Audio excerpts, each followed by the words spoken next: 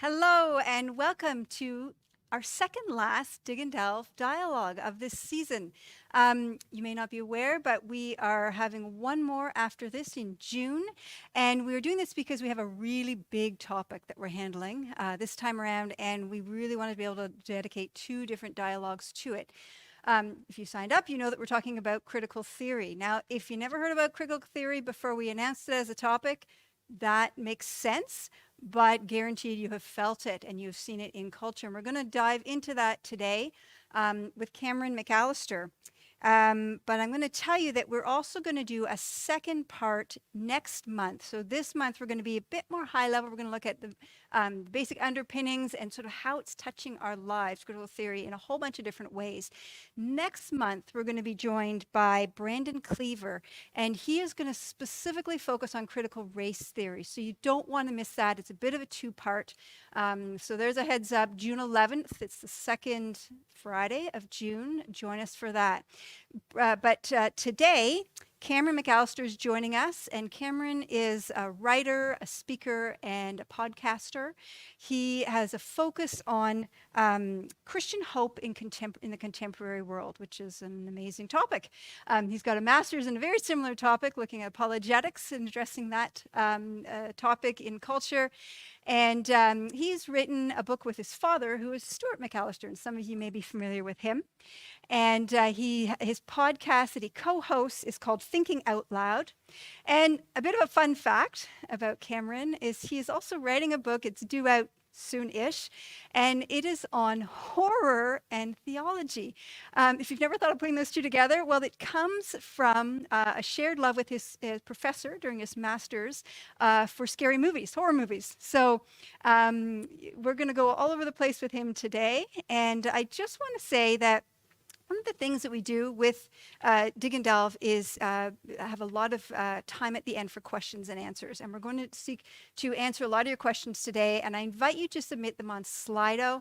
You're going to see at the bottom of the screen there that there's a Slido URL and a code to put in.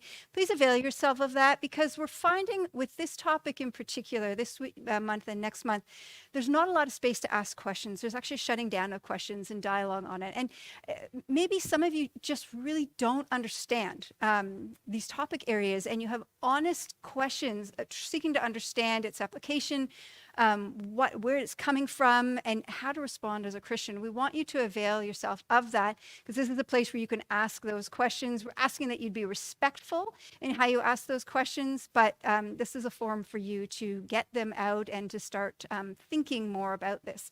And I'm going to say, too, we are presenting from a Christian perspective, but if you are joining us and that is not something that you would define yourself as, you are very welcome, and so are your questions. And so thank you for joining us. I'm going to get us right into Cameron's talk now. So once we're done, then we will get into questions. So join Slido and start asking away. Hello, everyone. It's great to be with you, and it's great to be a part of Dig and Delve. So let's dig and delve. The subject is critical theory. Let's start with the fact that we all find critical theory really interesting. Now, that in and of itself is interesting. Have you ever read any critical theorists before? Have you ever sat in a graduate seminar and had a discussion? Have you read Judith Butler or Michel Foucault, Jacques Derrida, or some of the newer names on the roster? If you have, you will know that it is a fairly abstract, fairly arcane and esoteric academic discipline. So that is, it's pretty boring. Now, if you learn some of the language of this particular form of discourse, it can get very exciting, as we'll see, and it can be very appealing, and it can be very seductive even. But if you just come across critical theory in a textbook, it runs the risk of looking very boring, and it loses most people very quickly. So why is it so fashionable, so interesting, so voguish right now? Part of the reason is, of course, that critical theory is in the news. This is an unusual circumstance here, because usually we don't encounter academic fields making an appearance on the 6 o'clock news or in our timelines, but you do with critical theory. This is an intensely political way of looking at the world, and it's an intensely political academic field and discipline and philosophy. So some of the very on-the-ground examples of this would be, speaking from my context in the United States, would be concerted efforts to defund the police. That would be a manifestation of critical theory with its boots on the ground. Efforts to reform speech and then to impose those new reformations politically, and that is to enforce them. These are also manifestations of critical theory in action. So we care because it's affecting our day-to-day lives. And so this is a unique set of circumstances when you have an academic discipline getting this much political traction and capturing the public imagination in this way. So we might be tempted to think that this is a really new or recent development. It's not. As a Christian now, I'm going to draw on some of the wisdom literature of what I believe to be God's Word. So in the book of Ecclesiastes, in chapter 1, verse 9, the sage tells us that there is nothing new under the sun. That whatever's been said, whatever's been done, no matter how cutting edge it looks, it's been done before. It's been said before. There's nothing new under the sun. So this is true of critical theory as well. And so what I want to do in this lecture is sketch for you a very practical outline of where critical theory came from, why we like it, where it's going, and how we as Christians respond to it. I think there's going to be some surprising turns in this talk. So where it came from, why we like it, where it's going, what we do. It might sound strange that I'm going to talk about why we like it. Let me just go ahead and tell you that I think that is probably one of the most important sections of this lecture. And I'll amplify that a little bit, but just to kind of foreshadow a little bit here, human beings are not simply thinking creatures. The sort of grotesque image that the philosopher James K. Smith uses to push back against the notion that we're just defined by what we think is the picture of a brain on a stick. He argues that a lot of people construe and picture human beings as nothing more than brains on sticks. But of course, we are creatures with bodies. We feel things. We're little bundles of nerves. And the stuff that gets through is the stuff that moves us. So if you want to understand what drives human action, if you want to understand what leads men and women to picket in the streets and to carry loud and sometimes aggressive banners, you've got to understand desire. It's not just thoughts and ideas and concepts. Thoughts and ideas and concepts are incredibly important. But think about your own life. What gets you out of bed in the morning? What do you want? Desire is a powerful, driving, motivating factor for human action. And this is not a line of thinking that's in any way original to me. This is Augustine of Hippo. And in many ways, we've kind of been recovering some of his anthropology, and it's been really helpful. So let's talk a little bit about where critical theory came from, and then we'll talk about what it is. There's some difficulty here in giving you a practical definition of critical theory. And it's the same difficulty that we encounter when we have to overgeneralize in any aspect. Let me give you a rough analogy. A number of years ago, one of the four horsemen of atheism So they are Professor Richard Dawkins, Sam Harris, Daniel Dennett, and then the late Christopher Hitchens. Christopher Hitchens' book one of his books was titled How Religion Poisons Everything. Well, actually, that was the subtitle. The main title was Why God is Not Great, How Religion Poisons Everything. A lot of people objected to that how religion poisons everything for a very simple reason. What do you mean by religion? Are you talking about the absolutely immensely complex millions of gods tapestry of Hinduism? Are you talking about Islam? Are you talking about Judaism? Are you talking about Buddhism? And which strain of Buddhism, by the way? Are you talking about Christianity? So in other words, religion is a remarkably broad term for capturing all of these vastly complex and highly specific systems of belief.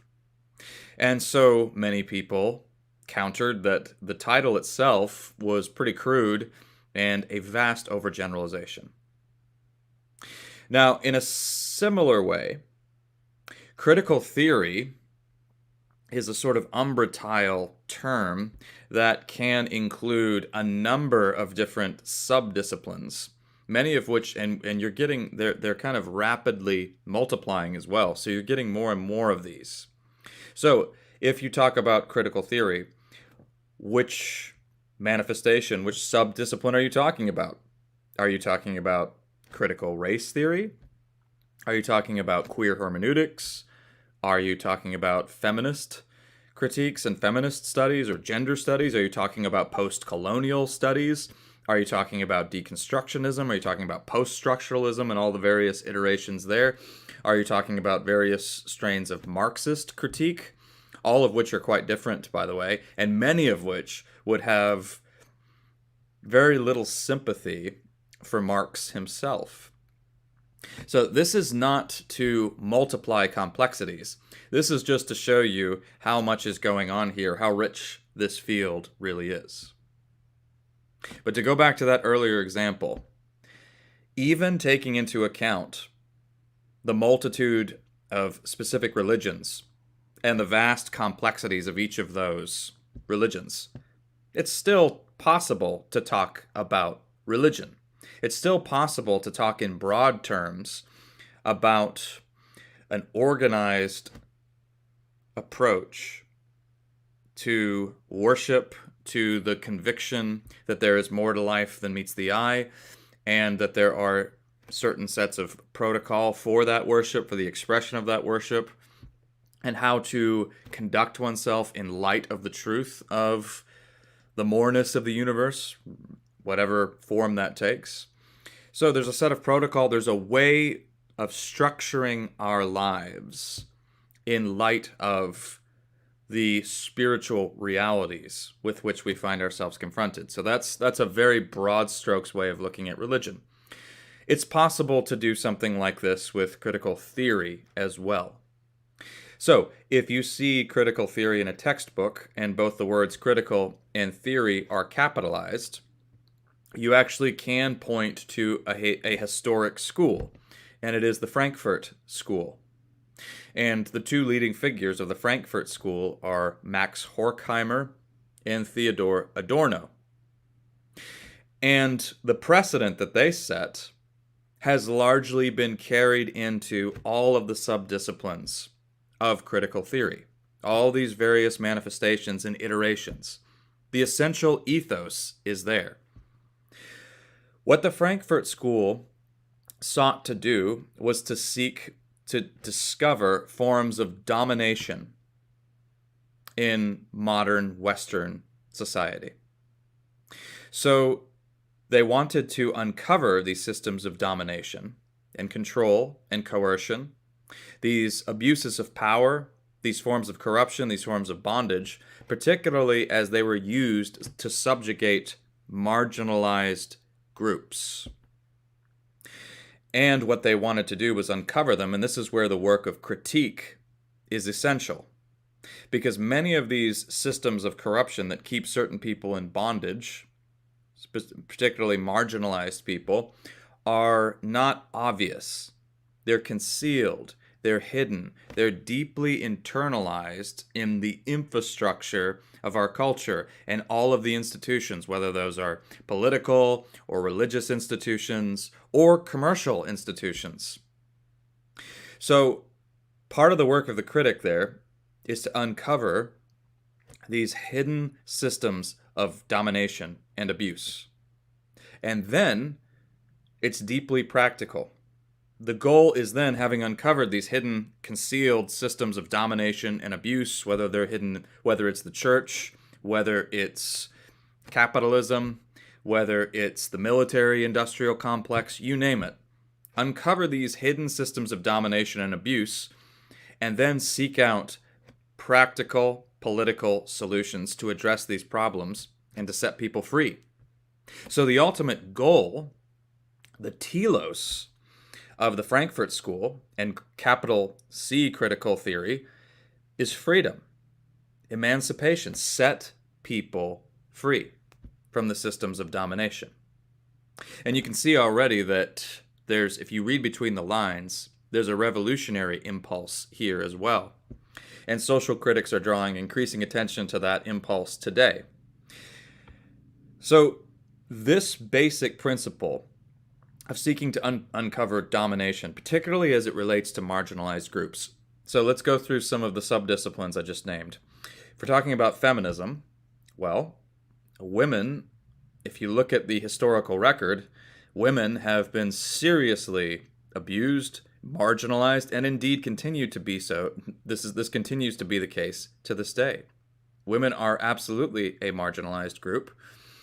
Those of differing sexual orientations, absolutely. They were and continue to be a marginalized group because abuse continues to happen, persecution continues to happen. More so in the past, there's been some breakthroughs there. So people who are from international backgrounds. So I'll give you a personal example here. Critical theory has taken root very seriously in English departments, and part of my graduate studies focused on literature. I love literature, love great works of literature, am deeply moved by them, and I can tell you, just I'll have a lot of kind of critical things to say about critical theory as we move forward here. But I would be remiss if I didn't pause along the way to note some of the real breakthroughs that have occurred as a result of critical theory. So if you're looking at literature in particular in English studies, there's a lot to lament about critical theory, but there's a lot to celebrate. And one of the items I would like to celebrate is that now we have a much more international roster of writers. Because people from, say, the African continent or South America or Asia, previously, several years ago, you could be an English major and you would read very few women, first of all. You would read Virginia Woolf, maybe George Eliot. You certainly wouldn't read very many international writers. And thanks to critical theory, which seeks to give voice to historically marginalized people, you're hearing from a way more international audience. We've made some real strides there. That's a good thing. That has absolutely enlarged our perspective. You know, the old adage goes, travel broadens the mind. And this is a form of travel, reading widely, that we have desperately needed. So, critical theory seeks to give voice to marginalized people, and the ultimate goal is freedom. And this is the case in all of those subdisciplines, whether we're talking about critical race theory or whether we're talking about feminist studies. The goal is freedom. And so, I've pointed to the Frankfurt School, but this has a more ancient precedent as well. Critical theory really isn't new. The sage of Ecclesiastes is right. There's nothing new under the sun. The ancient precedent here comes in two broad forms: Gnosticism and Sophistry. These two, so Gnosticism is an ancient heresy, and I don't have time to go into all the specifics and the details of Gnosticism. There are various forms of Gnosticism, whether we're talking about Manichaeanism or some of the various forms of dualism. But one of the central features of Gnosticism is hidden knowledge that is available to a certain elect group of people. So Gnosticism is a very elitist heresy. You had to be really, really smart to be a good Gnostic. And you came into possession of knowledge that your average person just didn't have access to and wasn't able to grasp. Critical theory, some of its key appeal lies in this direction. Because, and we'll talk about this more when we talk about why it's so desirable, why we want it, but we're still under the heading of where it came from. But part of what makes it so powerful is that if you gain fluency in the language of critical theory, and it really is a very specific type of writing and language, replete with its own set of jargon and with its own value system, and indeed its own faith commitments. If you gain fluency in that, you are part of the guild. You are part of the elect. Because after all, if you're a critic and you have discerning eyes, and what everybody else sees is just normal society humming along, and you see the hidden systems of corruption, brokenness, and domination, you have access to secret knowledge. That's pretty powerful. You can see through what other people cannot see. What other people take for granted, they're just content with living life in the illusion that everything's all right, that society is working perfectly fine. But you actually see things as they really are. So there's this kind of promise of hidden secret knowledge that you gain access to through this technique, and indeed a very specific form of faith. That's what I'm going to call it. So Gnosticism on the one hand, and then sophistry on the other. Now, it's very important that you hear me carefully here. When people talk about the sophists in ancient Greece and sophistry, they often speak in insulting terms. It's understood to be pejorative. That, if you can hear me out here, that's actually not what I'm doing. I'm speaking descriptively, not pejoratively. So the sophists, it's true, don't believe in capital T truth. So that is, they're relativists in the sense that they don't believe we have access to some higher independent truth. The sophists believe that we cannot overcome our own prejudices, we cannot overcome our own inward eyes, or we can't look beyond them. We are stuck in our own skin, and thus we have to make the best of our own circumstances. Let's just pause for a second here. I'll illustrate this a little bit more. This should be sounding creepily familiar. This should not be describing people you think as terribly wrong or think of as your repugnant cultural others. This should be describing your own lines of thought, by the way.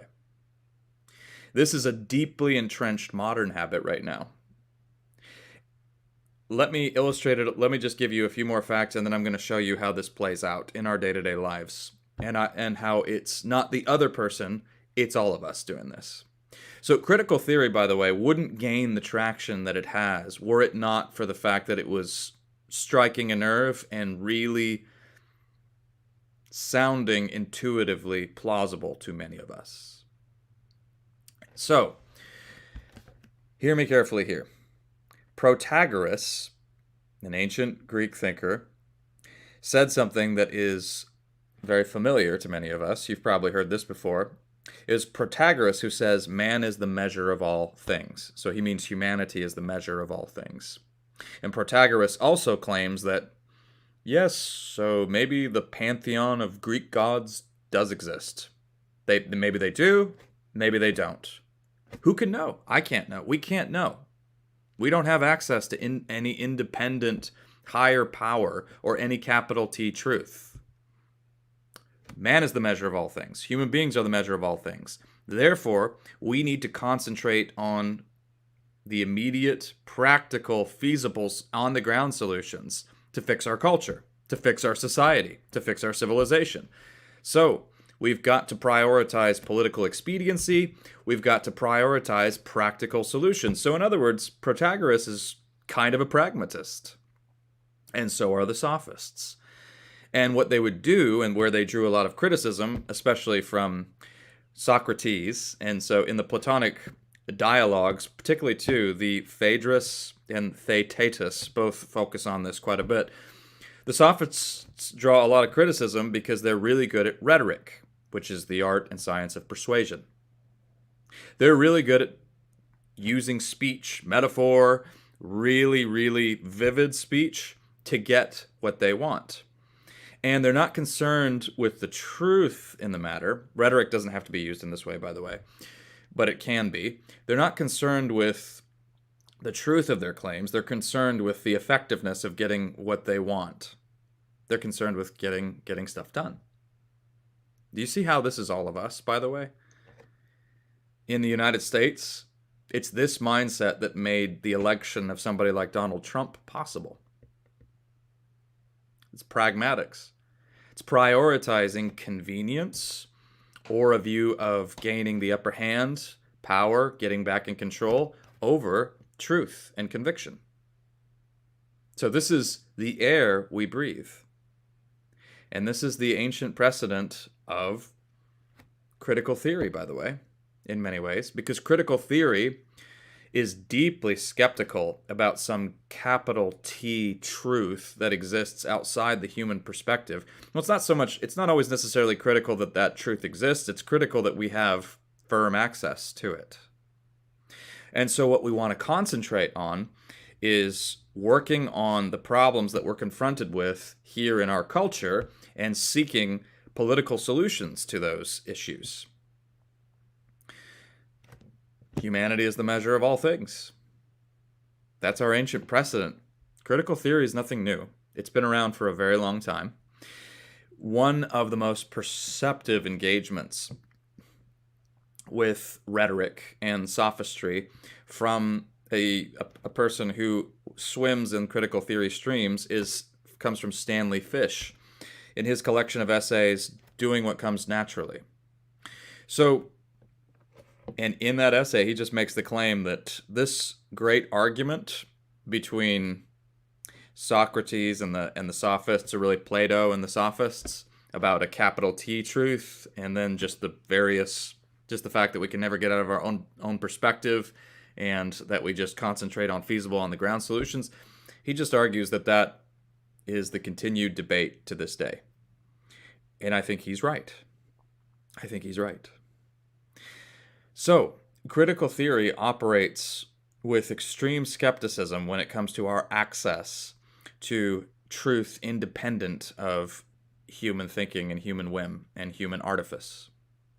And so it concerns itself with focusing on the task at hand, what's right in front of us. So, why do we like it so much? Why is critical theory so appealing to us? There's three main reasons that I think make critical theory very, very desirable to us. The first is, I'm just going to call it the glamour of skepticism. The second is the illusion of permanent moral high ground. And then finally, rebellious liberation. Right? So the glamour of skepticism, the illusion of permanent moral high ground, and finally, rebellious liberation. So the first of these, the glamour of skepticism. Skepticism has a reputation, an outsized reputation, for being a ticket to intellectual integrity and bigger brains. If I tell you I have a friend who is religious, you may be a little bit more relaxed in meeting this friend. You may think, okay, maybe a hopeful person, maybe really pious, maybe, but certainly not somebody who's going to ask me a lot of hard questions, certainly not somebody who is necessarily that sharp. If I tell you I have a friend who's a skeptic, you may be a little bit more on your guard because the assumption is, well, this person's probably a critical thinker. They ask lots of difficult questions, and they don't accept anything at face value. That's actually nothing more than a deep-seated cultural bias. The notion that a skeptic is necessarily smarter than your average person is just a cultural bias. That's not a rational argument. That's not by any means self-evident. Let me see if I can illustrate this for you. Let me see if I can prove it to you. We would all agree that there are healthy forms of skepticism and that there are unhealthy forms of skepticism. At the risk of stepping on some toes here, there is a flat earth movement. There's a flat earth society, and it's gained quite a bit of traction. And if you talk to the men and women who are persuaded of the main thesis of this movement, if you try to in any way question the assumption that the earth is flat, you're going to get a lot of real skepticism. That's, I think most of us would agree, an unhealthy form of skepticism. So, skepticism is not necessarily, by definition, good and helpful. There are unhealthy forms of it as well, and it's perfectly possible to be deeply misguided and be skeptical, and to be deeply misguided because of your skepticism. So why is skepticism, why do we have this knee-jerk response to it? Part of it has to do with the Enlightenment heritage. The sentence that really, I think, summarizes the spirit of the Enlightenment so well, and I owe this insight to Os Guinness, comes from Immanuel Kant, great German philosopher. He says, dare to know. That is, dare to step out of empty traditions, dare to question them. Dare to cast off inherited faith and the shackles of religion and think for yourself. Now, never mind the irony that the Enlightenment constitutes its own particular tradition as well, and one that simply switches the main source of our understanding from God to human reason and human intellect.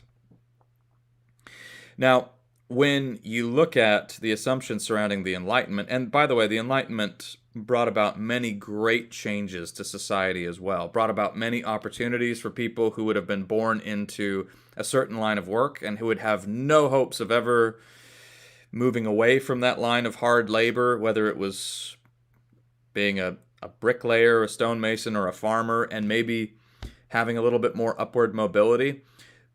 Many of those sweeping changes were brought about by the Enlightenment, so we should be grateful for that. But the notion that human beings can solve all of their problems with their heads has been disastrous. It really has.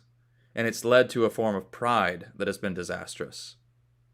So, critical theory has a complex relationship with the Enlightenment. If you read critical theorists, you're going to get very, very critical remarks made about the Enlightenment, and part of that is going to be a response to the failures of the Enlightenment. And the easiest ones to point to are the First and Second World Wars. With those catastrophes and the bloodshed that they represent and the loss that they represent, for many, the notion that human beings could save themselves truly died. And it brought in a new era of deep skepticism and disillusionment, particularly after World War II, where certainty, total certainty in human ingenuity and ambition led to totalitarianism. There was a fierce reaction against it, and if you look at some of the early architects of deconstructionism, you're going to notice a poignant trend. Many of them are Jewish. and that is no accident. For a Jewish person, aware of the catastrophe of the Holocaust and the wickedness that came about from totalitarianism and those lines of thinking, I think we can pause and be a bit more circumspect as we think about why some of these critical lines of thinking would want to question ultimate human ingenuity and ambition. So, critical theory has a very conflicted relationship with the Enlightenment legacy. On the one hand, they want to push back against it and question total intellectual certainty. But on the other hand, they share the deepest assumption that humanity is the measure of all things, and that we have to dare to know. But we have to go a step further than Immanuel Kant and not just step away from the traditions of inherited religions and faith outlooks. We also need to question all of the conventions of our society and our culture and not take them for granted and look at the hidden systems of corruption and brokenness. So that brings us to our second point. Skepticism is one of the key areas of appeal. Skepticism is just in the air we breathe, and we do often think of it as a ticket to greater intellectual integrity and even insight. But the second is very powerful. It's the illusion of permanent moral high ground. Because after all, if you're the critic, if you're in the position of the critic, and you're staring through the conventions of society and you're identifying hidden levels of corruption and systems of corruption that subjugate certain groups of people and keep them marginalized, then you are a person who is pretty invulnerable to many moral attacks. Because after all, you're on the right side. You're the one who's concerned with helping those who are being downtrodden. So this can offer the illusion of a kind of immunity. The interesting feature to note here is, and I want to, it's difficult to talk about all of this and not get too oversimplistic. If you look and if you read critical theorists, they will wrestle, many of them very honestly, with this, because there's been an increasing awareness among many people in studies, the various studies of critical theory, of just how implicated every human being is. So the surface level illusion here of permanent moral high ground can only be sustained if you, the critic, see yourself as somehow standing outside all of these unjust systems. If you are somehow the person on the outside. So if you are the private detective calling out all of the major corruption, if you are the investigative reporter bringing to light a massive scandal with huge implications.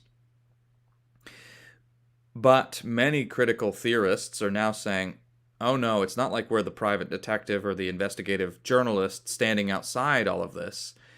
No, the more we press into the levels of corruption in our society, the more we find ourselves implicated.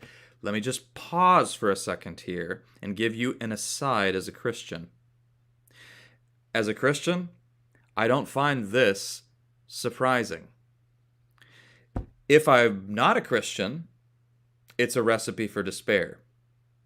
Because if you press into any human institution, if you press into your neighborhood, your community, your household, your heart, you are going to find corruption. That's because human beings are fallen. Now, hear me very carefully. This is not me giving an excuse and saying, well, it's all fallen, so therefore we shouldn't take corruption so seriously. We shouldn't actively seek reform. By no means am I saying that. But I am saying part of a necessary perspective on human nature is to understand it as fallen. If we understand human beings as fundamentally neutral or innocent, we have a recipe for despair because we just can't seem to fix ourselves. And every form, we stamp out one form of corruption through vigorous reform and lots of very, very difficult battles, only to have it replaced with another. If we understand human beings as fallen, if we understand that the problem is far worse than just societal corruption, which, by the way, does exist, of course, but if we understand that it's worse than just the structures of our society, if we understand that it's actually the human heart, we can begin to feel, once again, the desperate need for the gospel. Something that seems really foreign in the modern world. It used to be, in the Middle Ages, for instance, that people would hear the gospel, the good news of the life, death, and resurrection of Jesus Christ, and the possibility of eternal life that begins right now. It used to be people would hear that, and they would receive that as news that was too good to be true. The opposite is the case now. We don't feel that full beauty of the gospel. We don't receive it as too good to be true. We don't think it's good enough because we don't recognize how desperate we are, and we don't recognize the fact that we need to be saved. But we really do. And here, we can see a very legitimate and valid insight from critical theorists when it comes to the moral underpinnings, the moral bankruptcy of our society, and how we are all implicated. But a surface level reading, if we're not delving too deeply, that requires a high level of honesty and moral introspection. If we push that to the side, and you can do that, and particularly in the world of activism, where it's a lot more about the immediacy of being on the street and making things happen, or on social media, often those platforms militate against deep moral introspection, and you can get more simple, and you can just simply think of yourself as the lone critic standing outside of the corrupt system, and it gives you this illusion of a permanent moral high ground. Very powerful. Very powerful. And finally, the transgressive feel of rebellion. Rebellion, and there's a kind of beauty in this to us. We love stories of rebels in our culture. And again, this makes a lot of sense because we are all heirs of the Enlightenment. So if dare to know, and which is kind of a modern iteration of man as the measure of all things, if those are our guiding lights, then the people we single out to venerate are the people who buck the system, the people who are willing to fight against it, who are willing to not go along with the status quo. These are often our heroes in our stories. They're the heroes of so many modern Hollywood pictures of this give you a picture of this rebel figure. And critical theory, let's face it, it's pretty punk rock. It's very rebellious. It says, hey, the system is corrupt, so rage against it. Rage against the machine. Stand outside of those systems. Fight against them. And in many cases now, here we'll talk about the revolutionary impulse in a second, but tear them down. Tear them down because they're so corrupt. They're so broken. The only way to fix them is to rip them apart, tear them down, and replace them with something completely different, something more just. I think that, by the way, is a deeply misguided answer, but it is one very powerful answer that's being given. But if you've been reading between the lines here, you'll notice that as cumbersome as some of my headings are here, the three main sources of appeal of critical theory, namely skepticism, moral invulnerability, and finally rebelliousness, correspond roughly to the three transcendentals: truth, goodness, and beauty. So truth in the world of critical theory involves high levels of skepticism. Do not accept anything at face value. Question everything, because there are hidden systems of corruption everywhere. The three great thinkers associated with this, by the way, Paul Ricoeur gave us probably the most famous phrase for this, the hermeneutics of suspicion. And the three thinkers that he has in mind for this are Freud, Marx, and Nietzsche. And all three of these men were deeply, deeply skeptical. For Freud, the great sort of area of unknown that kind of pushes us in ways that we don't even understand is the subconscious. For Marx, it's the hidden economic factors that commodify human beings and that control them and that keep that very tight balance between the oppressed and the oppressor moving, and the dialectic of history. And for, of course, Nietzsche, the great hidden sort of mover and shaker in so much human subjugation is, of course, religion, and Christianity in particular. But these forms of skepticism have been absolutely expanded and used to question everything. So the intellectual there, skepticism, that's seen as your access to truth. In the world of critical theory, your passport to truth is deep skepticism. And two, goodness. How does one be a good person in the world of critical theory? Well, you do that by standing outside of these societal conventions, calling and identifying, think back to the Frankfurt School, identifying these hidden systems of domination and seeking to liberate people, to set them free. And finally, what's the beauty of all this? How is this beautiful? Actually, it does have a very beautiful appeal. If you get swept and seduced into this, which you can be, it's rebellious. It's dangerous. It has a real frisson of danger because you're standing outside the status quo and you're daring to hurl stones at it because it's wrong. And there's a real beauty in there. And the resonance of the rebel in today's world continues. Very, very, very strong resonance there. So finally, where is critical theory going? What's the final outcome of all of this? The aspirations here ultimately are revolutionary in character. And again, we run into the dangers of overgeneralization here because not every person who's working in this field, in fact, let's just be honest, most people wouldn't call themselves critical theorists the way somebody would say, well, I'm a Republican or I'm a Democrat. Well, I'm a critical theorist. People don't usually speak in these terms. But there is an overall, I hope what's emerged here, there is an overall kind of worldview. And if you think in these terms, if you are persuaded of the deep-seated intrinsic corruption of most modern Western institutions and indeed the political infrastructure, and you're convinced that the levels of corruption go so deep that there's no form of reform that's going to help it, then the only option left to you, whether you're going to be totally forthright about it or not, is to tear it down, to dismantle it, and replace it with something else. So this is the revolutionary impulse at the heart of critical theory. If you want to uncover corruption, and corruption goes way deeper than you ever could have imagined, then you want to find an immediate political solution to this corruption.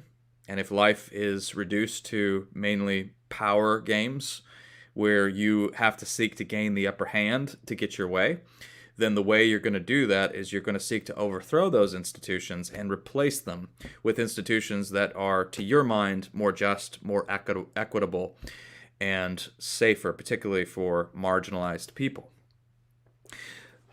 In countering this, I want to read you a quote from Michael Polanyi. So Polanyi, he's a chemist. He was a chemist, a Hungarian chemist. And his great contribution, of course, though, actually was in the field of epistemology, which has to do with, epistemology is a hideous word that scares away most people, but it's really just a field of philosophy devoted to how we know what we know. It's tremendously important. And not Foucault, but Polanyi argues that revolution, the impulse there, is a very real one, but it's catastrophic. And here's what he says. It's a very quick argument. It's a sentence. Let me give it to you here real quickly. Unjust privileges prevailing in a free society can be reduced only by carefully graded stages. those who would demolish them overnight would erect greater injustices in their place. Okay? Why? Listen to this final sentence. Here's why. An absolute moral renewal of society can be attempted only by an absolute power which must inevitably destroy the moral life of man. I'll give you that final sentence one more time. An absolute moral renewal of society can be attempted only by an absolute power which must inevitably destroy the moral life of man. You want to tear it all down and change it overnight, it's a recipe for tyranny. Because the only way you can do that, an absolute moral renewal, is through absolute power. Absolute power is, by definition, tyrannical. And it will completely subvert all of the moral objections, and it will crush anybody who gets in its way. We have history to teach us this lesson over and over again. Gradual stages. We don't like the language of gradual stages, but this is how true and lasting change really happens. It is through gradual stages. It is through gradual reform movements. It's painful to hear that, because when you're confronted with some of the historic atrocities that have been overcome, whether it's the institution of chattel slavery, or now we can look at one major battle in today's world, the sex trafficking industry.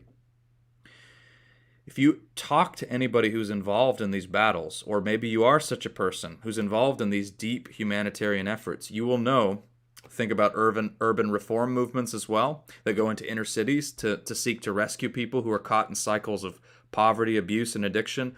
You will know that to think that there is an overnight solution is deeply naive. It's very understandable. It's deeply naive. People, institutions don't change overnight. Gradual stages. It requires fierce dedication and patience and a ruthlessly unsentimental attitude. An interesting fact about Mother Teresa of Calcutta.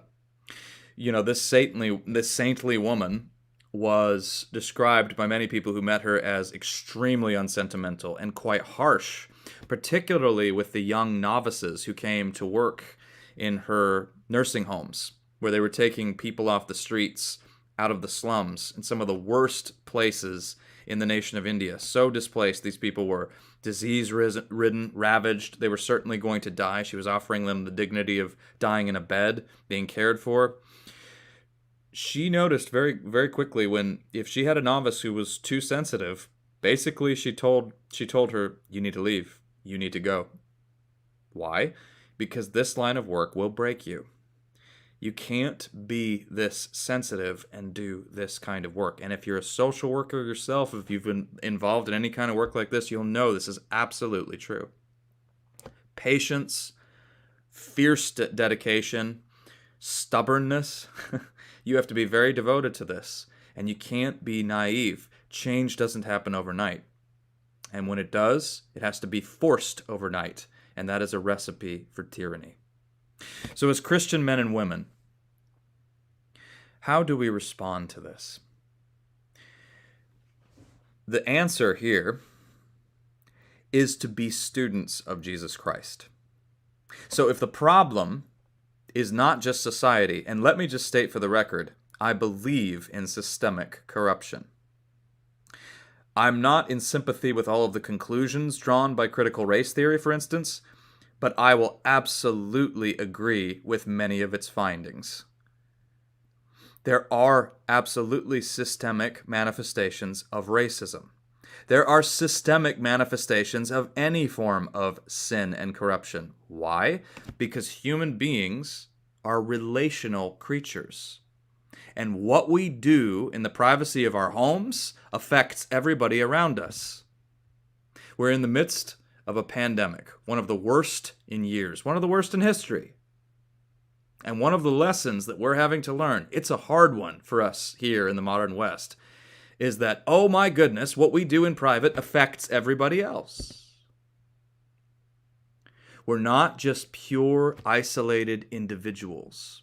And what I do is my business and what you do is your business. No, no, no. We are all neighbors to one another. So, it makes sense that if there are deep habits of sin among human beings, which there are, you're going to find structural manifestations of that sin. In government, in the justice system, in the entertainment industry, in the free market, you name it. So, the answer is for us to follow Jesus Christ and be his students. For far too long, in the North American church, I'll get very specific here for a little bit, we have thought of being Jesus' disciple as an auxiliary or extra feature. Something this is what Dallas Willard used to say. Discipleship it's fine. It's an optional extra. It's definitely for super Christians. Absolutely false. Scripture recognizes no distinction between a Christian and a disciple. And we're called disciples before we're called Christians in Acts chapter 11. There is no distinction. If you want to be a true Christian, in the full sense, you are Jesus' student. That means you are learning to do what he says. That means you are learning to bring every aspect of your life, your personality, and your body under his lordship. So what's the answer to the wickedness that's indeed being uncovered by critical theory? So I think we can as Christians applaud some of the insights we're getting from critical theory. The view into systemic injustice, we can applaud that and welcome those insights while also rejecting the cure. The cure is not to blow it all up and replace it with something else, to build heaven on earth. It's a noble aspiration, but as a Christian, I don't think we can do that. We can't do that. We can't realize heaven on earth because we are fallen. Christ alone will give us the consummation of history. Christ alone will give us a new heavens and a new earth. And in the meantime, the answer is for us to become transformed from the inside out. And the problem is that so often we drift into the world and we are seduced and we are changed according to its principles. The answer is we need to meet the world on Christ's terms, not the world's terms. The most balanced, practical picture of this is not just a picture, it's a historical event. Jesus' ascension, we get the most full account of it in Acts chapter 1. So Jesus ascends his heavenly throne, he's carried up into the sky, and then he's covered by a cloud, the cloud of Shekinah glory. This should sound very familiar to us. And the disciples are standing there slack-jawed, staring into the sky. And some helpful, earthy angels show up. And they say, I'm going to give you my translation here, "What are you doing standing around navel-gazing and staring into the sky and loitering? This same one who left will return in this same way." That means he's going to return physically. This will be a bodily return. In the meantime, we are not loitering here on earth. We're not just standing around contemplating the heavens and waiting, fretting, biting our nails, waiting for Jesus to return. We might be biting our nails a little bit, but we're also about our King's business, going into all the world and making disciples of all men and women, baptizing them in the name of the Father, the Son, and the Holy Spirit. And when earthly causes, when we uncover forms of corruption, when we see moral failure, and we will, it's sad. And we're brokenhearted, but we don't despair. Because we have the full picture there. Jesus has come to this world, showed us how to live, but he has also ascended and transcended this world. And we await his return. And our hopes are bound up with his way and his kingdom. And that gives us a freedom, a hopefulness that can stick with us even as we go through those gradual stages of reform, even when we encounter repeated failure, even when we encounter just the despair that's just so loud around us, we remain hopeful because our allegiance is to Christ and Christ alone. And because of that, we are transformed from the inside out, growing more and more like Jesus. And that is the answer, and that is the ultimate response. And you don't have to read a book to do that. You don't necessarily have to crack all of these different, these arcane schools of critical theory open and read about all of that. You can, and maybe some of us who are in more frontline work need to do that as an act of intellectual service to our neighbors. But the most powerful and the most holistic response that you can give is a transformed life. That's what the world needs. That's what your neighbor needs desperately. Thanks for sticking with me for so long. I know I've droned on here for close to an hour. We got a Q&A following, and I would love to offer clarification and to try to answer any questions you might have. Thanks so much. Thank you, Cameron. We've had a lot of different thinking. You've explained a lot of sort of the foundations of critical theory to us. Tried to unpack some of the academic nature. But I'm hoping that we can just take a step back and at a really layman's level, can we get, again, a simple definition of what critical theory is? So something that you could explain to a 14-year-old, something that we could explain to just our average neighbor. What is it? Yeah, so critical theory is an academic discipline that seeks to find systems of domination and ultimately help people to be free, particularly people who have been sidelined or mistreated in the past, so marginalized groups. So critical theory is really all about freedom. That's one of the main aims, especially if you look at the inception in the Frankfurt School. But it's all about looking at ways society holds people down and then seeking to find political solutions so that you can set those people free. I've always understood it as one that we're looking at forms of power and oppression and how those interact, particularly on vulnerable sectors of society, not even at an individual level, but at a group level. Can you speak a little bit about that side? Sure. If you're talking about systems of power and oppression, again, you're looking at deeply ingrained habits that have taken root in some of our institutions.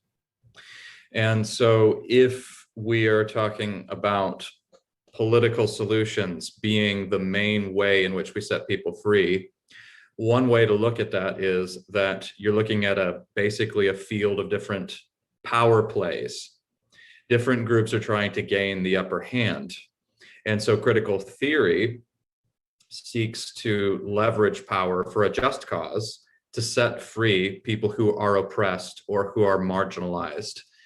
And that's often, again, the task of uncovering those systems of oppression is a very, very detailed one, because you've got to look into the institutions themselves. You have to look at their hiring policies. You have to look at the ways in which they have worked, how the money works. So this is why it can get very detailed very quickly. And this is why it often takes a kind of structural form in the way this critique works. It looks at these different structures. And that's why it also wants to seek to uncover stuff that would otherwise be sort of hidden. So you've come across like you're fairly supportive of critical theory. Is that true? In fact, some people in our listening audience would say you're actually being a little bit too gentle given the destruction that critical theory has had on our society. No, I'm not actually sympathetic to the solutions being proposed by critical theorists. But I'm not in sympathy either with kind of what seems to be a very strong knee-jerk reaction sometimes and a hyper-defensive-ness.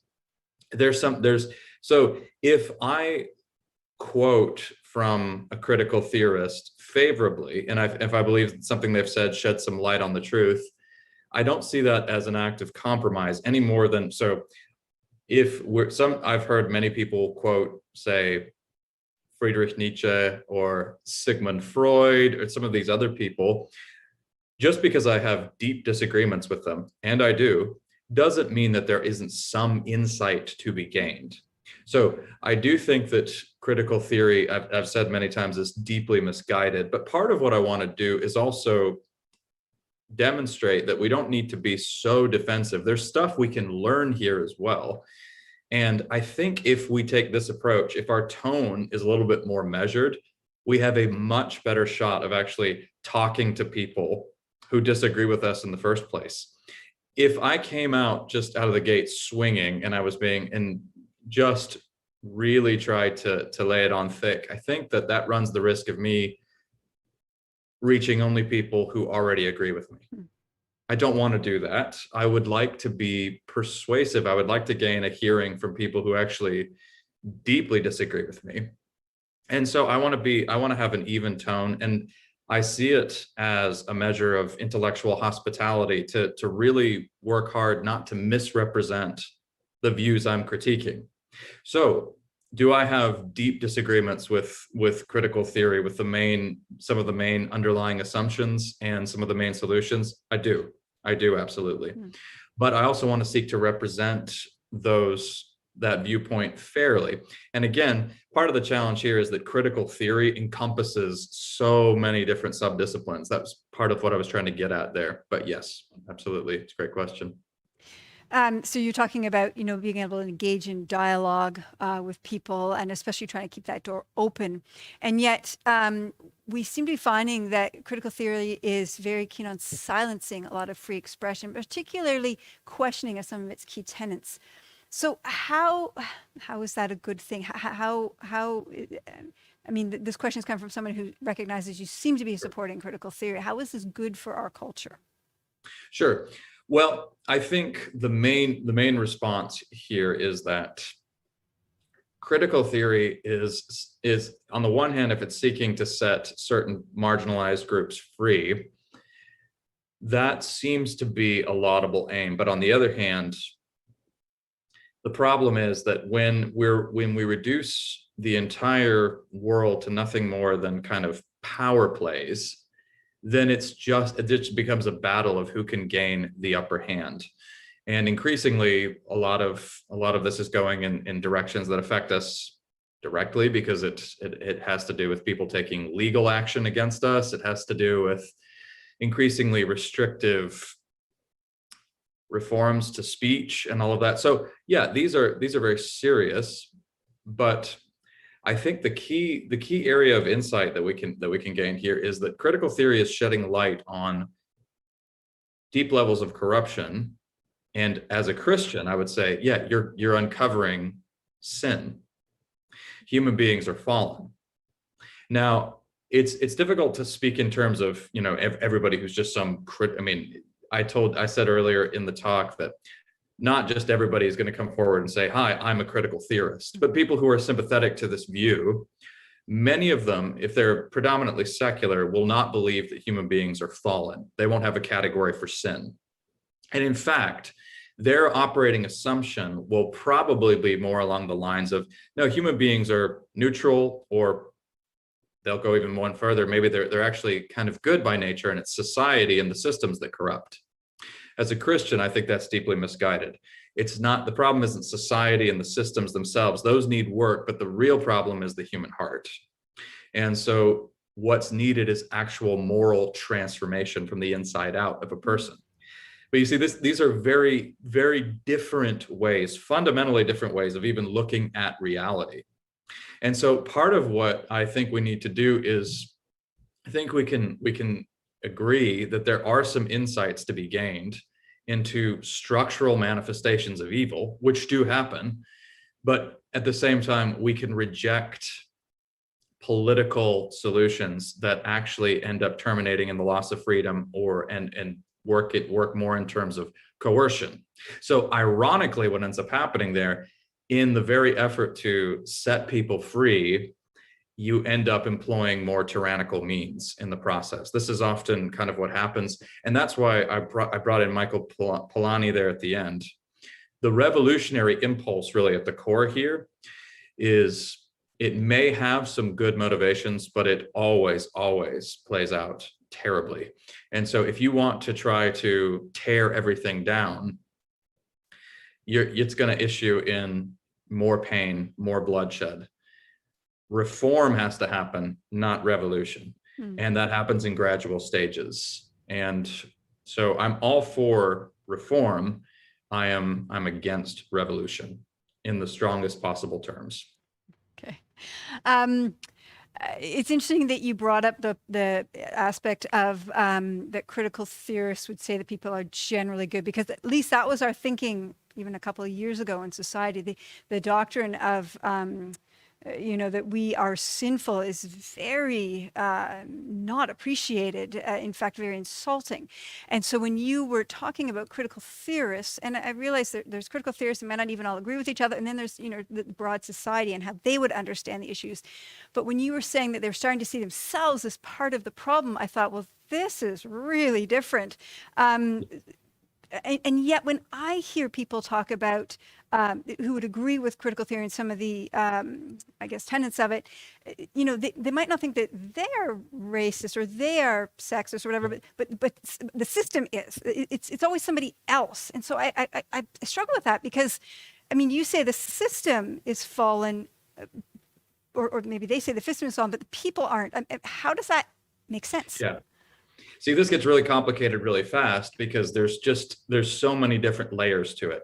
So I think a distinction here that doesn't oversimplify too much would be, if you press into some of the academic writing, you're going to find a little bit more introspection, because as you uncover more and more layers of complicity and guilt, if you're an honest thinker and an honest critic, you're going to step back and say, oh my goodness, I don't have some view from nowhere. I'm part of this culture. I'm part of society. I'm part of this. I'm implicated. But when you take it to the streets, so to speak, and see, part of what's happened here is critical theory has now become more popular. It's got boots on the ground. And so if you're marching in the street and carrying banners and marching for a cause, those are all venues and places where moral introspection is a whole lot harder.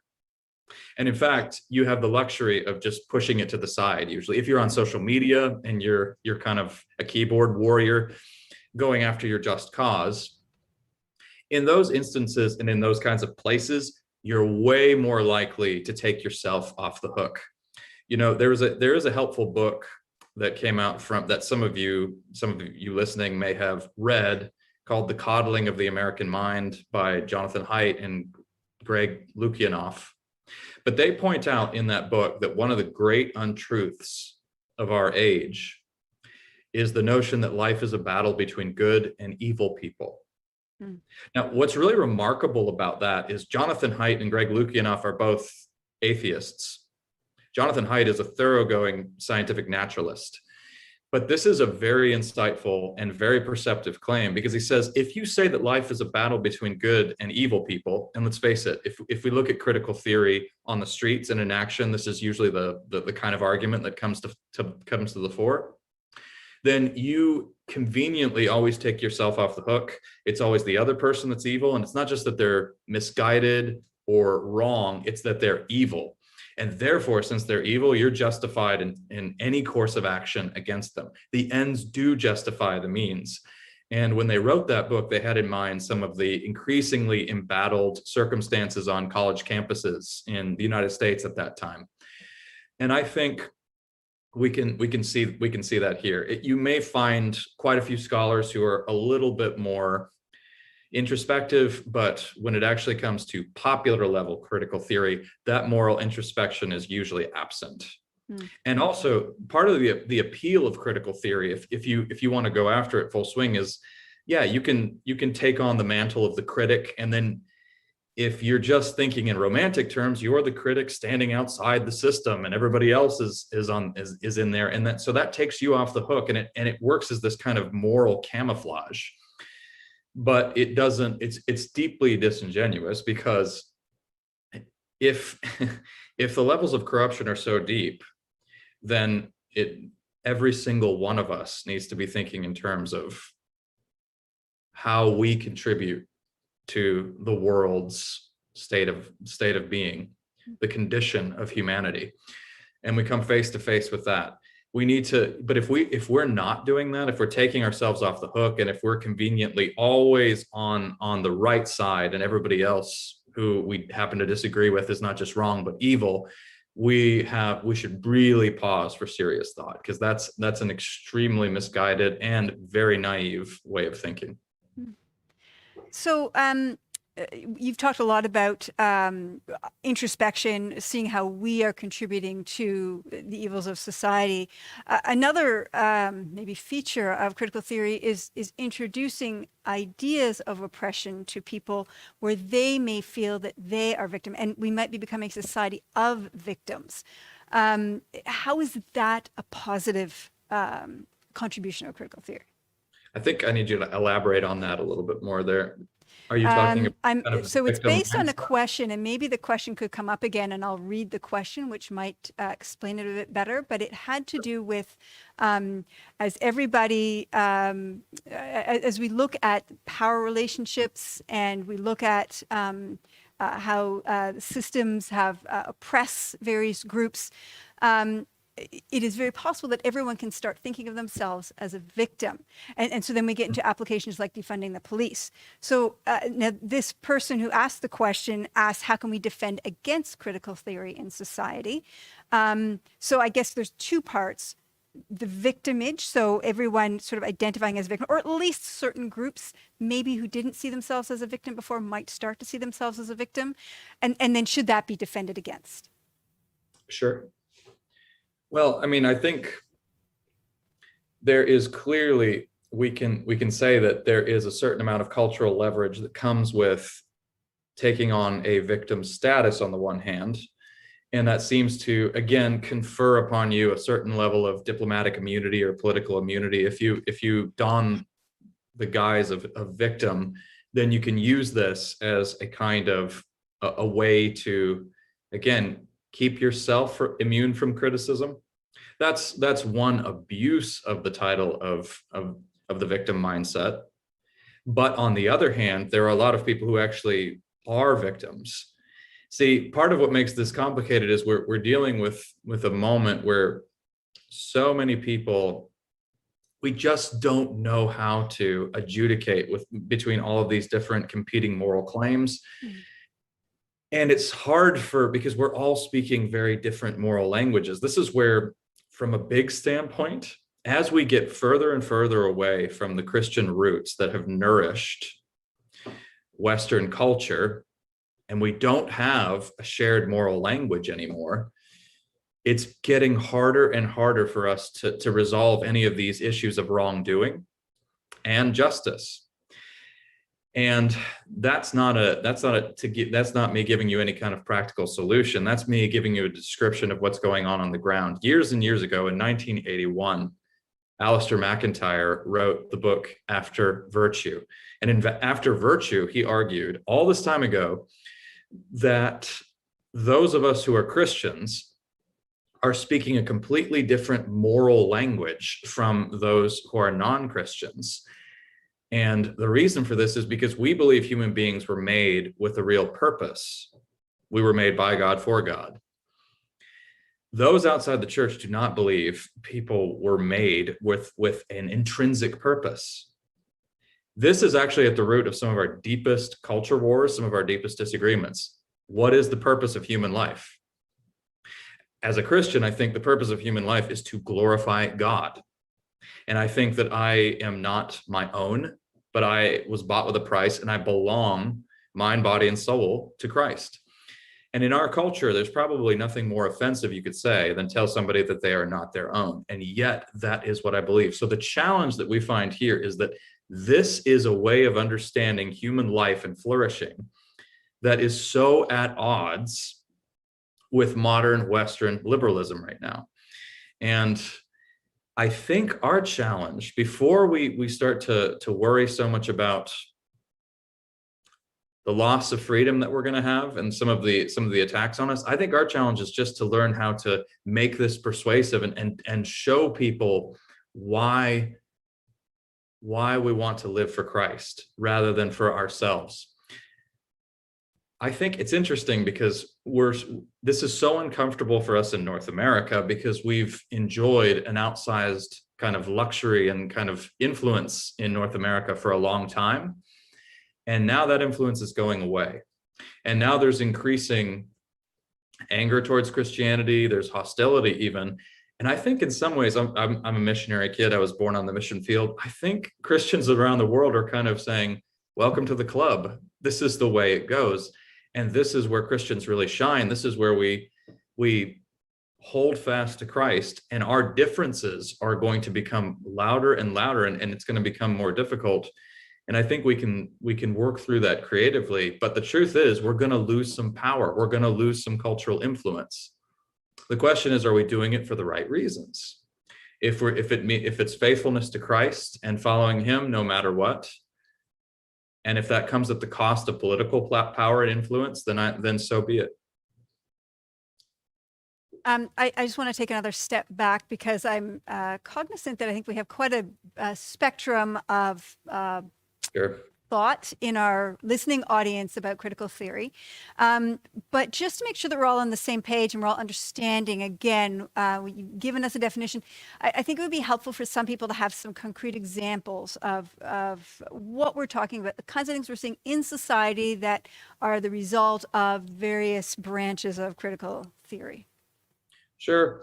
Well, another example, I suppose, that comes to mind would be workplace training that's happening in HR departments, where there would be reading a book like White Fragility, which has been on a reading list in a lot of corporate environments for a long time. And the author of that book now, I'm not sure what she's doing in the COVID setting, but she was traveling from office to office, giving talks in the corporate environment. And so there you see, and she's drawing on critical theory in that book. So there you see critical theory being put into action in the hiring policies. Efforts, a more radical example would be concerted and organized efforts to defund the police. This has taken on considerable traction in the Pacific Northwest, specifically in the Portland area and Seattle as well. Yeah. So these are some examples of, again, what's so interesting is you have what's ordinarily an academic discipline that's very dry, it's been around for a long time, that now is resulting in real concrete action. So people are suddenly taking it way more seriously. But yeah, there's feet on the ground and real stuff is happening as a result of this. So hiring policies may change, and if there's work on changing if there's speech reform, for instance, where we are affected, and of course I'm aware that this is increasingly the case in Canada. Our sexual ethics, for instance, there are concerted efforts to label those as hate speech. So there are legal consequences for speaking directly from our convictions. But again, let's just pause. So this is that's a result of critical theory in action. So am I happy about that? No. Do I think that's a good thing? No. Do I think it's worth taking action against it? Yes. But I don't think it ever justifies outright aggression. I don't think it ever justifies hatred. I don't think it ever justifies bending any kind of rules in order to get what we want. I think that to do so is to basically play by the culture's rules and then get co-opted into playing power games ourselves. I keep thinking about John chapter 18 as we talk about this, because in John 18, Jesus finds himself before Pilate, and Pilate is a man of real power. And there's this fascinating exchange where the Jews are accusing Jesus of blasphemy. They're saying he needs to die. And so Pilate just keeps asking him, okay, just tell me straight, are you or are you not the king of the Jews? And Jesus gives these very kind of evasive answers. And he says things like, my kingdom is not of this world. And Pilate's getting more and more frustrated. And then he says, I came so that people might know the truth. And then there's that famous line from Pilate, what is truth? And then a little bit later, if you go down into chapter 19, you find out exactly what Pilate thinks of truth. Pilate says, don't you understand? Why don't you answer me? Don't you understand I have the power to crucify you or to set you free? So for Pilate, truth is inconsequential. What matters is power and getting stuff done. And if we follow Christ, it means that our hope is resting in him, and ultimately we are safe in his hands no matter what happens here, and we await his return and his kingdom. And so we meet the world on his terms, but we don't play by the world's terms. And so working on robust critiques of critical theory that take it to task, that look at some of its deficiencies, that examine how it doesn't work, but trying to fight dirty, trying to push against it in ways that are hostile or aggressive, I don't think is sanctioned by our Lord. Mm-mm. No, for sure not. Okay. Yeah, so you've been talking a little bit about some of the possible ramifications for the church, I guess. What would some of the possible ramifications be in our society itself? Well, you're seeing them now. I mean, our society is growing more and more. It is more, I would say, almost purely driven by political power these days. And part of what critical theorists have done really well is they've understood that in order to gain the attention of the public and to persuade people, you've got to get their imaginations as well. And that's really what's happened here. With critical theory, this view of setting people free from bondage, it comes to us as a very compelling and powerful vision. And I tried to talk a little bit about that in the lecture, how it gels really well with some of our deep modern assumptions about negative freedom, that is just being free from all constraints, and also the vision of the rebel as the person who fights against the repressive traditions of the past. And so critical theorists can often paint Christianity they can paint it in a couple of different ways. They could say it's part of the patriarchy. They can say it's a repressive system that keeps people downtrodden. Now, these are manifestly they're not really arguments at all. They're just accusations. They're incredibly effective because, again, they just seem to make a lot of intuitive sense to people, to many of us who have basically just been shaped by the world around us to think that we want to be free to express ourselves, and that the way to get what we want is through political action and political coercion. And critical theory has gone very far in that direction. And so you're seeing a culture where political coercion is now being seen as kind of a viable way to get what you want and to push forward a vision of reality at any cost. And that is very sad and very destructive. And that's one way you could say that we look increasingly post-truth. Right.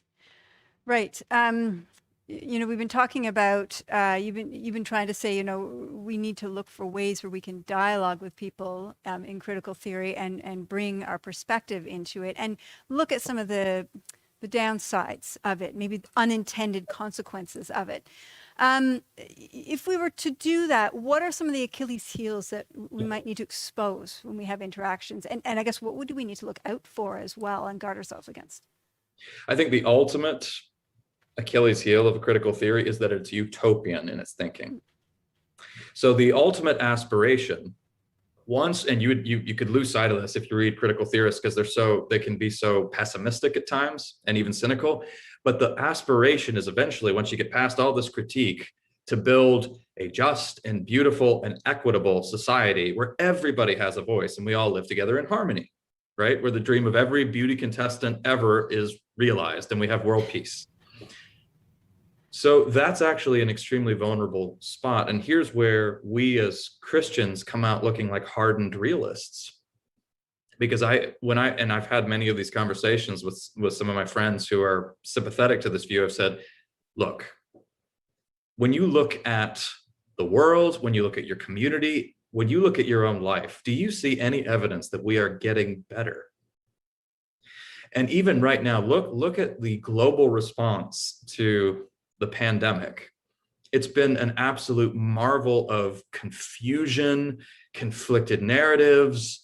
And if you look at the absolute chaos that's taking place in the nation of India right now, the level of tragedy, and so much of it, it would be almost a comfort to think that it was all some elaborate hoax or conspiracy theory, when in fact it's just dysfunction and terrible communication and people who are more interested in putting personal preferences over the truth. When I look at all of that, I say, is there any evidence that we can improve human nature, that we can fix and save ourselves? And if we take a hard look at it, the utopian vision looks extremely naive. We're not getting better. There's never going to be a day and an age this side of eternity, I would argue, where you will not need a police force. You may want to defund them, but you're soon going to find a whole new set of problems if that happens. You're never going to not need military protection. Why do we need force? Because we hurt each other if we don't have morals enforced, because we are fallen. So if we take a realistic view at human nature, and also if we look at history, we can see that all utopian experiments have been catastrophic. They've failed every single time. And if somebody says to me, well, we just haven't had a proper realization of Marx's ideals, or, if we haven't seen it's never been properly tried out, I would say that just sounds hopelessly naive. We have to take seriously the fallen condition of human beings, which is why humility is so needed here. And that's why if you're honest about, this is why there can be some real help here. If we look at the state of the world and we say, yes, I can grant you there's levels of corruption. If you dig into any human institution, you're going to find that. The reason for that is because we are fallen human beings and we're sinners. It makes sense from that standpoint. If you think that it's just purely a societal problem, then that we're in theory perfectible, that's a recipe for disaster and for despair, because it never ever works. It's never worked. Never has it worked in all of history. Why would it work now? That's a huge point of weakness right there. I was actually going to ask you, what does a successful outcome look like for critical theory? And you sort of said, it's this rosy society where everyone's equal and everyone's free and all that. But when I read some of the material, I feel like it is more of a reversal. Those who have been formerly privileged would no longer be privileged, but not necessarily and equaling. It also looks at various sources of knowing as oppressive, like the scientific method is oppressive. These are troubling things. These don't really jive. So, I mean, is it more than what you're saying, this kind of rosy picture? Is there more to it? Yes, and that's why if you get into the specifics, because of creating heaven on earth, that's when you can run into some very poisonous notions. Because if you don't have a view of grace, then, and if you want to level the playing field, so to speak, then sacrifice is going to be demanded. And again, if you look at history, it's not just a thought experiment to say that certain people who have occupied positions of privilege, that they should be stopped.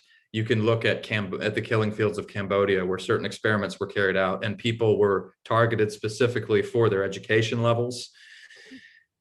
So sometimes when this plays out, again, if you're trying to create heaven on earth, you are playing God. And that's a role human beings simply cannot play. We're not equipped to do it. We can try, but the results will be horrifying many times. And so in an effort to enact whatever vision of justice we're talking about here, and usually the vision of justice is a form of, it tries to do away with all serious difference in the name of a kind of homogeneity or sameness. It's a vision of unity that I think is very thin. It views agreement and unity and equality as in terms of nothing more than everybody has to be exactly the same. That's impossible. We are not all the same. In terms of our gifts and abilities and the specifics of our circumstances, we're very different.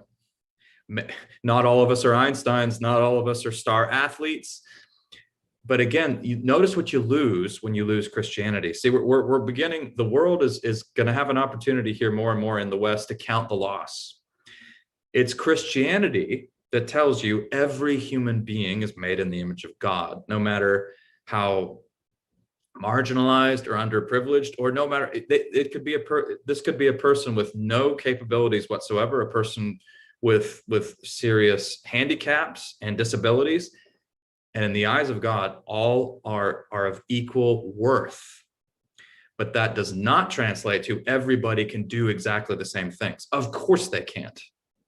And if you try to enforce it so that everybody can only do the same things, you're going to have to mutilate the human body. You're going to have to do things. You're going to have to really hurt people in order to make that happen. And so that's where, again, you see a revolutionary kind of fervor. It may have some noble aspirations, but it always ends in tragedy and travesty. So there is absolutely real danger there. Yeah. I just wanted to say, I know we're getting a little over time, but we have a lot of really good questions. And so we're going to continue Sure. just so that our audience is aware. We're going to continue a while so we can get through some more of the questions. And again, we have a variety of questions. So I'm just going to ask a few of them. And so we might be jumping around a little bit here. But you seem to be contrasting following Christ with following critical theory. But can't embracing some ideas of critical theory help us be better Christ followers? Is there a tension within that statement? And what is your response? Sure. I mean, well, in Acts chapter 17, the Apostle Paul, when he's speaking at the Areopagus, quotes from two pagan poets. And he quotes them because what they've said is they've happened upon the truth. So yeah, that's what I've been saying in the lecture as well. You can gain some insights from critical theory, and that's not a total act of moral compromise. To think in those terms that it is that, well, either we reject everything from critical theory wholesale and throw it all out, or we're all in, it's a false dichotomy. You can gain some insights. As I said, I gain insights from all sorts of secular thinkers and novelists. I mean, I love William Faulkner and Ernest Hemingway. They weren't Christians, and yet they have some great insights. So we can do the same thing with critical theory. It can sharpen our focus on there are elaborate systems of oppression that have taken place historically and that continue to take place. Many of our institutions are in need of reform, and critical theory can help shed some light on that as well. We can benefit from some of the insights and at the same time reject the solutions that are being given to us. I do that, absolutely. I reject the solutions, and also many of the underlying assumptions of critical theory, I've named them here. I think they're woefully misguided. I don't think human beings are neutral or are perfectible. I don't believe in any kind of utopian vision. And yet I do think that we can gain some insight from critical theory, as we can gain insight from most systems of thought. My understanding of critical theory is at its foundations, it is atheistic. And so it's interesting because from a strict reading of atheism, this kind of push doesn't really make sense, it seems to me. It seems to me that we can only really come to this, or we're at least borrowing from Christianity or from an Sure. ultimate reality of God, when we are forwarding this kind of thinking, this kind of need in society. So is it only really a post, I guess, if we're looking at North America, a post-Christian country that can come up with this kind of thinking and push, and not maybe even realize that we are borrowing from this Christian heritage? Absolutely. Yeah. And so Rita Felsky wrote a book. She's not a Christian, but she's a very honest critic. She wrote a book called The Limits of Critique. It's a very valuable book, actually. And she says that. She says critical theory prides itself on being atheistic and, completely a-religious. But she goes, it's its own sensibility and system of faith.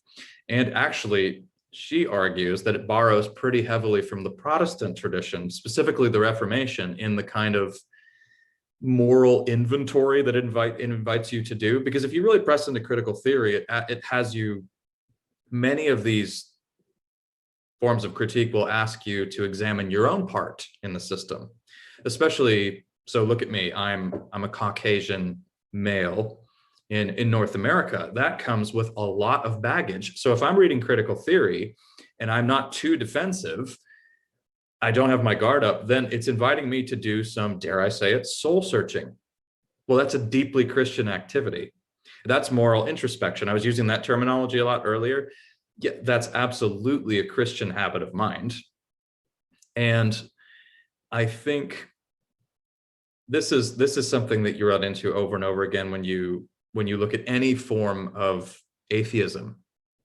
If it's happening on the truth, it's probably going to draw from some elements of Christianity. I mean, one of my favorite examples is Albert Camus. He's a thinker I really admire, and thoroughgoing atheist. You know, he wrote The Myth of Sisyphus and The Stranger. He was absolutely convinced that the meaning of life was to be a saint, but he didn't believe in God.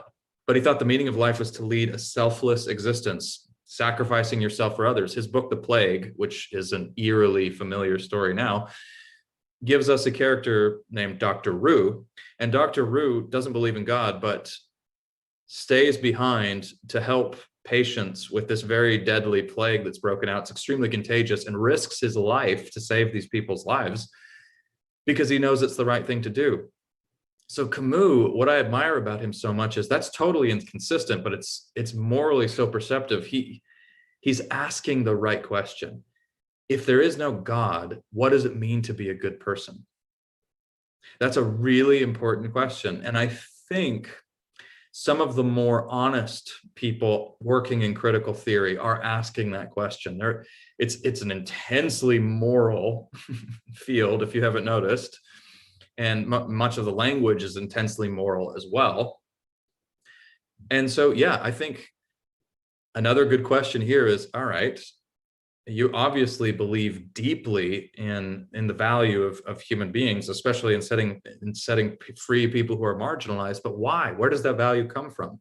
What motivates this intense battle for the freedom of everybody, particularly those who are oppressed? Why would we want to root out oppression? As a Christian, I have a very good answer for that. As a critical theorist, I think it's going to be a little bit more difficult to give a clear philosophical answer to that. Right. Okay. Sort of following a little bit along that, we had a question that was, and I'm going to try and paraphrase it and remember it. We had a question saying, it's interesting that this is being raised in what, is typically considered Western society, when in many non-Western societies, oppression can actually be more extreme than here. So why are we focused on it here and not elsewhere? Well, because we live here. I think I hear this a lot, and I think there's an element of truth to this, and I see that. So one pertinent and very poignant and sad example right now is look at the healthcare system in India right now and the breakdown there. As I've read some of the reports about just the devastation that's happening there as a result of this surge of COVID-19, I'm very sad, and I've also been deeply grateful for the medical system that we have in the West. And for all of our cultural division and all of our anger, we've got the level of organization that we have, and the infrastructure that we have is something I'm deeply grateful for. But on the other hand, if there are areas of our culture where there needs to be, where people are suffering and really do need to have some form of redress, then we need to focus on that, because this is where we are and this is our neighborhood.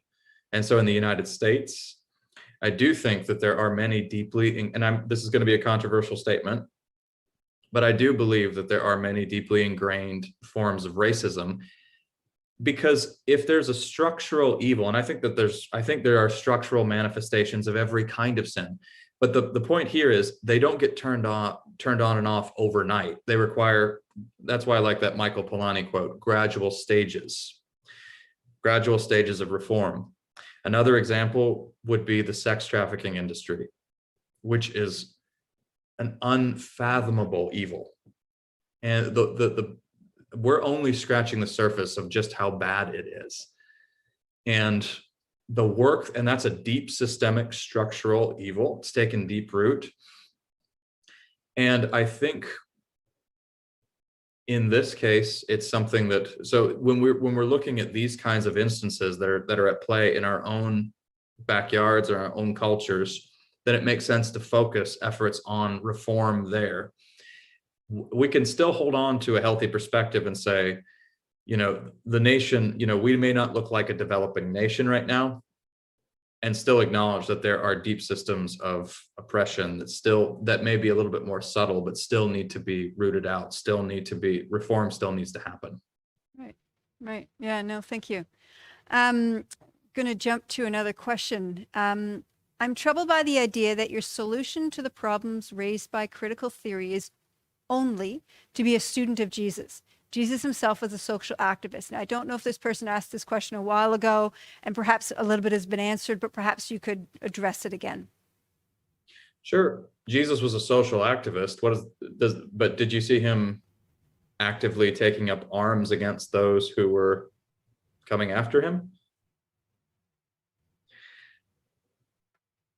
So one way of maybe asking a question back to you is, shouldn't being a Christian in the full sense of that word, where every aspect of your life comes under Christ's full lordship, shouldn't that be enough? If it's not, then the question is, should we do more than just be a Christian? We resort to other methods, we resort to other tactics. I would push back on that, I think, a little bit, because I think if we're a Christian in the full sense of the word, then my hope would be that we have Christians in every sector, by the way, Christians in the political sphere, Christians in the world of public affairs. But I would say that we never want to resort to any kind of tactics where we're again acting aggressively, angrily, or seeking to use blunt force against people.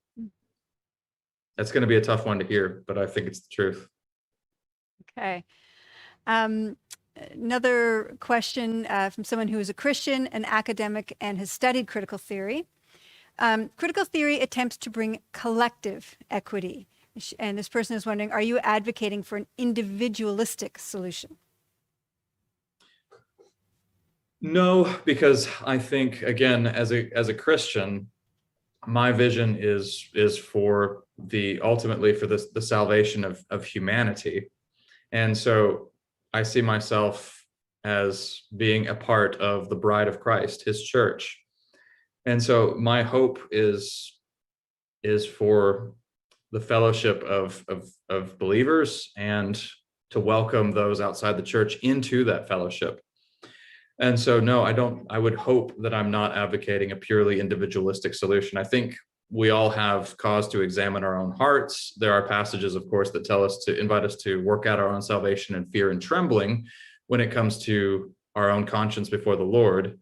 But no, I believe that every human being is made in the image of God. And thus my hope and my vision is a cosmic vision that we get from scriptures. So I'm not sure I'm quite answering that question, but I'm hoping I'm getting at least in the ballpark. It's hard when I can't see your faces. Yeah, or get clarity too. Yeah, it's true. All right, here's a question. Is it wise to support a system that judges people based on their immutable characteristics? Wouldn't seeing people's common humanity be better? Sure. I think we all want to the degree that we can see people more in terms of common humanity, the more clarity we're going to have.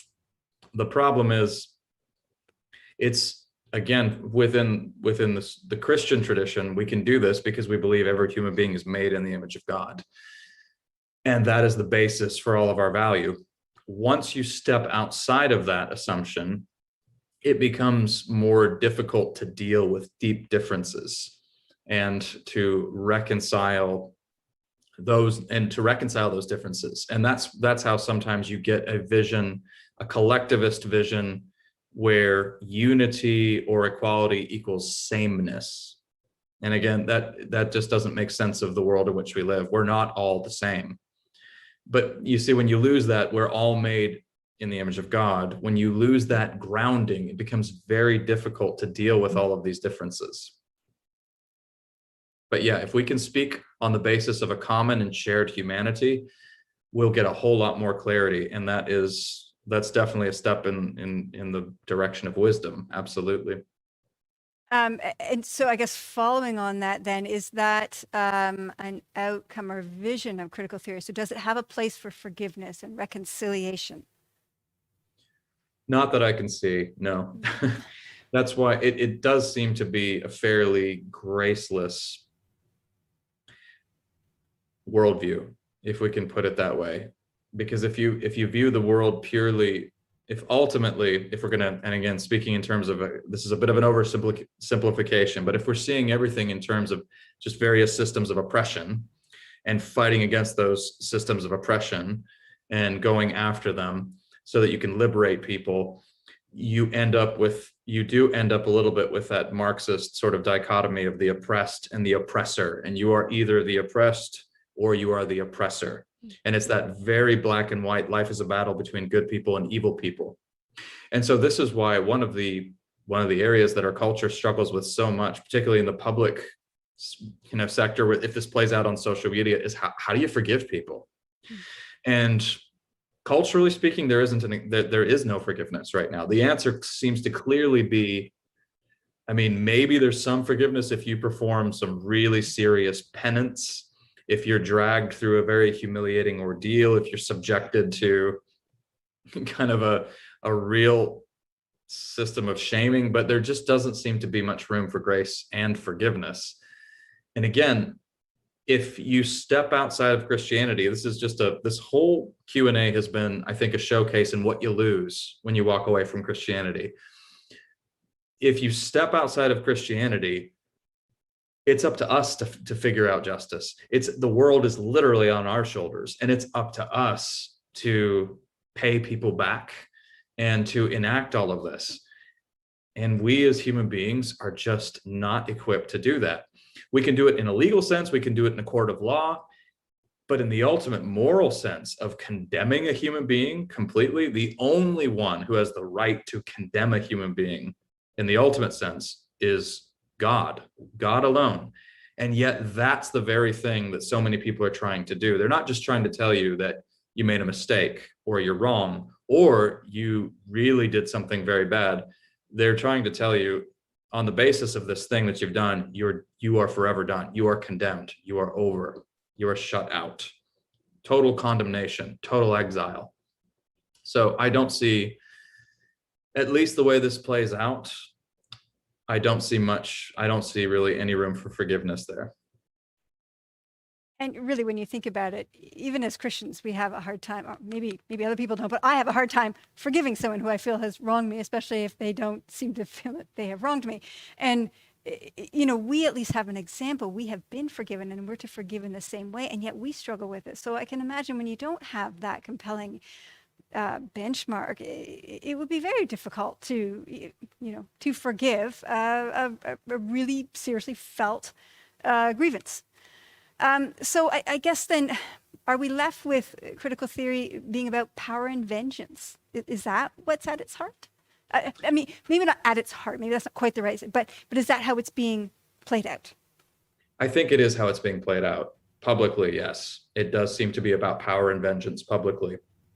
I think when you press into, so yeah, you've got one person listening here who's an academic who studied critical theory. When you actually press into the academic discipline, it's a little bit more circumspect, and you'll find, again, it's a scholarly enterprise that's focused on a particular kind of critique of society, but it does seem to be playing out in terms of more just power, vengeance, a resentfulness. And again, I like what you said there, because as I look at my own heart, yeah, forgiveness is hard for me. it's funny. One of the consistent critiques that often comes against scripture that I've heard so many times is that God is very, very harsh, especially if you read the Old Testament. He appears very angry and capricious, and God is just so harsh. If only he were more gracious. And yet, I find that anger, condemnation, and rage, those are all the things that come so naturally to me. It's grace that I struggle with. And it's interesting, if you look at the Old Testament minor prophet, the only minor prophet that ever gets any attention, Jonah. But Jonah, his great struggle is not with the wrath of God, the condemnation of God. It's just the opposite. When the Ninevites repent, and Jonah's hatred of the Ninevites is really revealed. I mean, he hates these people so much. He says something that's so revealing. He says, "Oh, I knew this. This is why I wanted to go to Tarshish, because I knew you were a gracious and a generous God." And that's so often the way I feel in these moments, in these cultural battles. Even I think, oh gosh, I just wanted to hate these darn critical theorists with their repressive and resentful tactics, trying to take away all of my freedom. I'm trying to help society here, and they want to put me in jail. But no, you want to have mercy on them because you're a merciful and kind God. And I find that continually Christ has to melt the ice on my heart. Not for me to be a pushover, not for me to lose any firmness or courageousness when it comes to my ultimate trust and allegiance and fidelity to Christ, but in the sense that I want to get even, or that I want to see. To do that, if we want to reach people, if we care about our neighbors, if we want to persuade them, we have to be willing for them to ridicule us, to hurt us. But our motivation, if our motivation is one of love, it can't ever be to get even. That doesn't preclude us trying to fight some political battles. That doesn't preclude us trying to really come up with feasible and creative solutions against stuff that's dangerous and coercive. But ultimately, our motivation is care for those who are outside the church. And often those outside the church are quite hostile to the church. And we have to be willing to face that hostility. That's always been the way it's been. I mean, if you look at the book of Acts, from the inception of the church, that is the deal. And more now, I think what we're losing, at least in North America, we're losing the luxury of cultural Christianity. It used to be the case that you really could be a comfortable Christian and enjoy a lot of cultural influence in the States. And that certainly does appear to be going away, and quite quickly. And I'm not convinced it's totally a bad thing. I'm cognizant of the time, and I think we need to start to wrap up. I do want to ask another question, because I think it's something we haven't necessarily touched on, or if we have, I've completely forgotten. We've talked a lot about introspection, looking at our own responsibility. You mentioned that you say, you do think there is systemic oppression, but we haven't talked about who is responsible for the systemic oppression.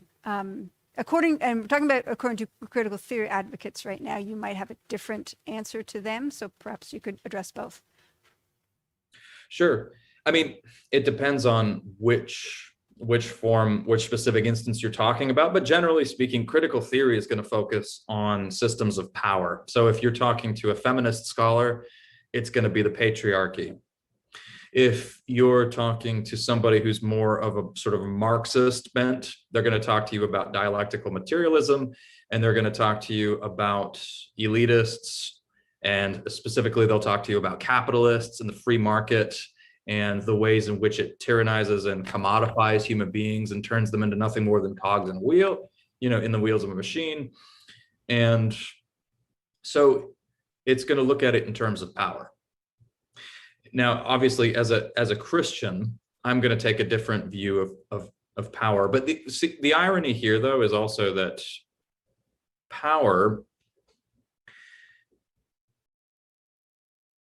is very much, it's the main currency in all of this.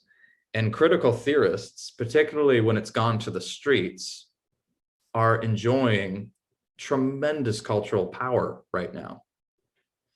So there's a towering irony when a lot of when people persuaded of this vision will rail against power and yet use it and depend on it because I mean, the cultural influence and leverage that they're having is really, really something that they're using, and they're using it as a kind of blunt force instrument. So this is a very Nietzschean approach, and I'm a big fan of also going back to the roots of stuff, where it actually comes from in the first place. That's why I talked about ancient Greece and Gnosticism, but also one of the real thinkers here who we can look to is Friedrich Nietzsche. And it was Nietzsche who said that Nietzsche said Christianity is just a slave mentality, and this repressive moral system has kept people beaten down. And truth is inconsequential. We really don't have any access to truth. Really, life is all about power. It's about gaining more and more force and power. And so Nietzsche, there's a reason why Nietzsche's philosophy was co-opted by the Nazis, because they were able to take his vision of the Superman and kind of run with it in a pretty crass way. But similarly, the notion that life is just it's reduced to nothing more than power plays, and the way for you to gain the upper hand is just through political expediency, and sometimes through force. So that seems to be more and more what's going on here, and that's the dynamic that keeps unfolding. And it's ironic, though, that in a worldview that ostensibly takes a very critical view of power, that it is so dependent on cultural capital and power, on its own power. So that's where critical theory can sometimes talk out of both sides of its mouth. Right. Yeah. Okay. We are after 9:30, so we are half an hour later than we normally are.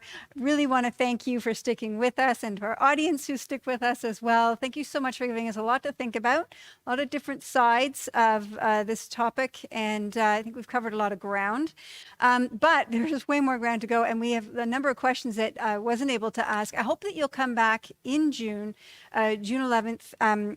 Brandon Cleaver is actually a colleague, and you two work together closely. You've talked on this talk, I believe, together. And so we are going to, continue on, but we're going to do a really much of a deeper dive into critical race theory. And that's what we're seeing, I think, quite a lot in society right now. And so I think a lot of us can picture what that branch of critical theory looks like, and we can bring a lot of questions. So please join us. It's June 11th. We will get a sign up registration out fairly quickly. It'll probably be placed by tomorrow, but please join us then. And I just really want to thank you for joining us today, and for spending so much time addressing so many of our questions and giving us a chance to voice questions that are kind of being silenced right now in society. So thank you, everyone. Have a great rest of your evening, and we'll see you next month.